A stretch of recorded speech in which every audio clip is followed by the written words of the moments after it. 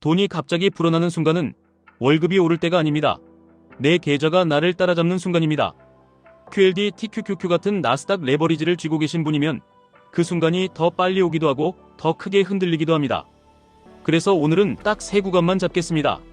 내 순자산이 기어가다가 걷다가 달리는 전환점 3개, 그리고 그걸 QLD, TQQQ로 어떻게 현실에서 당겨오느냐입니다. 대부분은 착각합니다. 부자 되는 길은 매달 저축하고 매달 투자하고 천천히 늘어나는 직선이라고요. 그런데 실제로는 곡선입니다. 초반에는 눈에 띄는 변화가 거의 없습니다. 계좌가 오르내려도 내 삶이 바뀌는 느낌이 안 납니다. 그래서 여기서 무너집니다. 이게 내 길이 맞나? 나는 재능이 없나? 시장이 나를 싫어하나? 이런 생각이 들면 사람은 본능적으로 멈춥니다. 그런데 멈추는 그 시점이 곡선이 꺾이기 직전일 때가 많습니다. 첫 번째 전환점은 수익이 내가 넣는 돈을 이기는 순간입니다.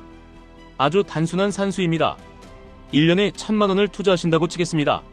장기 평균 수익률을 보수적으로 연 10%로 잡으면 계좌가 1억 원이 되는 순간 연 수익이 1000만 원이 됩니다. 내가 1년 동안 넣은 돈과 내 돈이 스스로 벌어온 돈이 같아집니다. 이때부터 느낌이 달라집니다. 앞으로는 내가 넣는 1000만 원이 혼자서 1000만 원을 데려오는 구조로 바뀝니다. 그래서 첫 1억이 가장 어렵다는 말이 나옵니다. 여기까지는 사람이 차를 끌고 가는 구간입니다. 힘으로 밀어야 움직입니다. 여기서 QLD, TQQQ가 왜 빨리 등장하냐면 많은 분들이 나스닥으로 이 첫 전환점을 앞당기고 싶어하기 때문입니다. QLD는 나스닥 100을 대략 2배로, TQQQ는 대략 3배로 추종하도록 설계된 상품입니다. 말은 쉽습니다. 같은 방향이면 더 빨리 간다. 그런데 조건이 붙습니다. 흔들림도 더 커집니다. 초반에 가장 흔들리는 사람은 실력이 없는 사람이 아니라 변동성을 처음 겪는 사람입니다. 그리고 레버리지는 변동성을 확대합니다. 그래서 첫 전환점에 가장 중요한 건 종목이 아니라 멈추지 않는 시스템입니다. 시스템은 어렵지 않습니다. 딱 3줄로 끝납니다. 첫째, 연간 투자금이 얼마인지 숫자로 박습니다. 둘째, 나의 기준 수익률을 보수적으로 정합니다. 나스닥 레버리지를 하더라도 계획은 보수적으로 세워야 버팁니다. 셋째, 내 계좌가 연간 투자금의 몇 배인지 봅니다. 계좌를 연간 투자금으로 나누면 지금 내가 곡선 어디쯤인지 나옵니다. 예를 들어 연간 1200만 원 넣고 계좌가 6천만 원이면 5배입니다. 아직은 월급 구간입니다. 계좌가 1억 2천만 원이면 10배입니다. 첫 전환점의 문턱입니다. 이때부터는 시장이 평범하게만 가도 내가 넣는 돈만큼 계좌가 벌기 시작합니다. QLD, TQQQ를 하시는 분들은 여기서 마음이 급해집니다. 그래서 레버리지를 더 올리고 타이밍을 더 잡고 더 자주 손을 댑니다. 그런데 첫 전환점에서 진짜로 필요한 건 레버리지의 강도가 아니라 생존력입니다. 생존력은 현금과 규칙에서 나옵니다. 레버리지 투자에서 현금은 수익률을 깎는 게 아니라 계속 투자하게 만드는 장치입니다. 시장이 마이너스인 해는 생각보다 자주 옵니다. 대략 3년에 1번은 어렵습니다. 그때 계좌가 흔들리면 사람은 매수를 중단합니다. 혹은 최악은 손절하고 다시 시작합니다.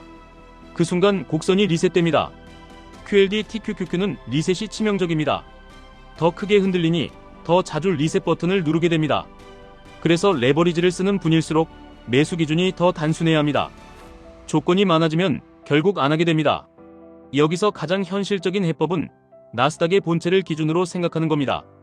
예를 들어 QQQ 차트의 흐름이 꺾여서 전반적으로 힘든 구간인지 아니면 우상향 중 조정인지 이 구분만 해도 행동이 달라집니다. 우상향 중 조정이면 QLD, TQQQ는 할인된 가격입니다. 전반적으로 꺾인 하락 국면이면 QLD, TQQQ는 체력 테스트입니다. 이걸 구분하지 못하면 매수는 감정이 되고 매도는 공포가 됩니다. 두 번째 전환점은 계좌 수익이 연봉과 같아지는 순간입니다. 이때부터 생각이 뒤집힙니다. 그 전까지는 어떻게 더 벌지, 어떻게 아낄지, 어떻게 더 넣을지입니다. 그런데 이 구간부터는 왜 아직도 시간과 돈을 맞바꾸지? 이 질문이 올라옵니다. 숫자로 보면 더 명확합니다. 연봉이 7천만 원이고 장기 평균 수익률을 10%로 잡으면 계좌가 7억 원이면 연 수익이 7천만 원입니다. 나는 한 해 동안 회사에서 7천만 원을 벌었는데 내 계좌도 같은 속도로 불어납니다. 심지어 손도 안 댔습니다. 출근도 안 했습니다. 이때부터는 돈이 돈을 벌어오는 속도가 내 노동을 위협하기 시작합니다. QLD, TQQQ 관점에서는 이 구간이 양날입니다.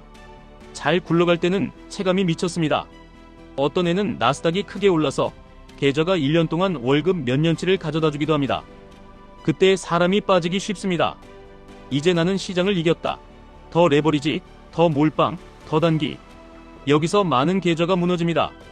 두 번째 전환점에 도달하는 가장 안전한 방식은 공격성을 높이는 게 아니라 변동성을 관리하는 겁니다. 큰 상승을 경험한 뒤에 반드시 오는 조정을 내 시스템이 감당할 수 있어야 합니다. 감당이란 건 결국 이것입니다. 조정이 와도 내가 해야 할 행동이 정해져 있느냐? 예를 들어 계좌가 잘 커지는 동안에도 매달 자동으로 들어가는 투자금이 계속 들어가느냐? 조정이 오면 더 넣을 수 있는 여지가 있느냐? 반대로 과열일 때는 내가 스스로 속도를 줄일 규칙이 있느냐? QLD TQQQ는 단순히 수익률을 올리는 도구가 아니라 규칙의 중요성을 폭로하는 도구입니다. 규칙이 없으면 레버리지는 심리 확대기입니다. 그래서 두 번째 전환점에서 추천하는 사고방식은 하나입니다. 내 월급은 생활을 돌리고 내 계좌는 시간을 먹고 큰다. 여기서 중요한 건 계좌를 더 빨리 키우겠다고 생활을 망가뜨리지 않는 겁니다. 생활이 흔들리면 결국 투자도 멈춥니다. 투자금이 끊기는 순간 복리의 곡선이 얇아집니다. 얇아진 곡선은 다시 두꺼워지기 어렵습니다. QLD TQQQ로 빠르게 가고 싶으시면 더 빡센 매매가 아니라 더 안정적인 투자 지속력을 만드셔야 합니다. 세 번째 전환점은 경제적 독립입니다. 계좌가 생활비를 영구적으로 커버하는 순간입니다. 여기서 유명한 기준이 4% 룰입니다. 연간 생활비의 25배가 필요하다는 단순한 기준입니다. 1년에 4천만원 쓰시면 10억원, 1년에 6천만원 쓰시면 15억원, 1년에 8천만원 쓰시면 20억원. 숫자만 보면 멀어 보입니다. 그런데 실제로는 거리의 대부분이 첫 번째와 두 번째 전환점 이후에 자동으로 메워지는 경우가 많습니다. 수익이 투자금을 이기고 수익이 연봉을 이기면 그 다음은 시간을 견디는 게임으로 바뀝니다. 여기서 많은 분들이 묻습니다. 나는 지금 어디쯤이냐? 답은 간단합니다. 계좌를 연간 투자금으로 나눠보시면 됩니다. 10보다 작으면 아직은 엔진 점화 전입니다. 이 구간은 재미가 없습니다. 그런데 가장 중요한 구간입니다. 10에서 25 사이면 가속 구간에 들어옵니다. 계좌가 스스로 벌어오는 돈이 눈에 보이기 시작합니다. 25가 넘어가면 생각보다 가까워졌을 가능성이 큽니다. 연 수익률 10% 기준으로 계좌가 연간 지출의 25배면 4% 룰의 문턱입니다. 물론 시장은 매년 10%를 주지 않습니다. 그래서 이 숫자는 확정이 아니라 방향입니다. 방향을 알면 흔들려도 다시 돌아옵니다. QLD TQQQ를 하시는 분들이 여기서 가장 궁금해하는 예상 질문들을 정리해 보겠습니다. 첫째, QLD와 TQQQ 중에 뭐가 더 좋습니까? 목적이 먼저입니다. 빨리 커지는 걸 원하면 TQQQ가 매력적입니다. 대신 하락도 더 큽니다. 더 크게 흔들리는 상품은 더 오래 버티기 어렵습니다. 결국 내 심리가 감당 가능한 쪽이 정답일 때가 많습니다. 레버리지는 수익률 게임이 아니라 지속성 게임입니다. 둘째, 지금이 너무 비싸 보이는데 들어가도 됩니까?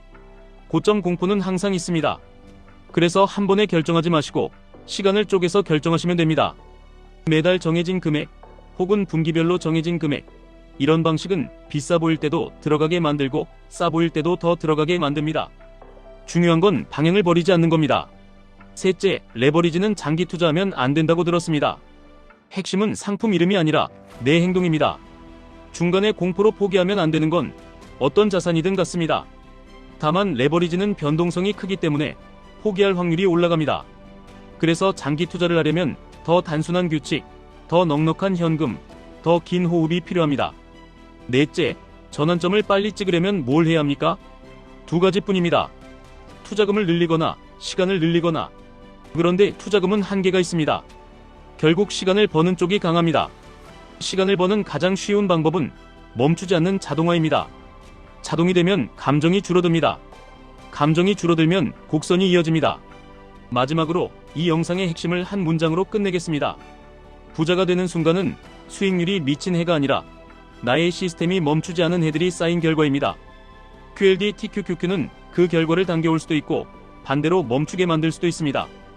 그래서 레버리지를 쥐고 계신 분일수록 더 공격적인 예측이 아니라 더 단단한 지속력을 먼저 만드셔야 합니다. 그게 새 전환점을 통과하는 가장 빠른 길입니다. 지금까지 1분 투자 하이젠버그였습니다.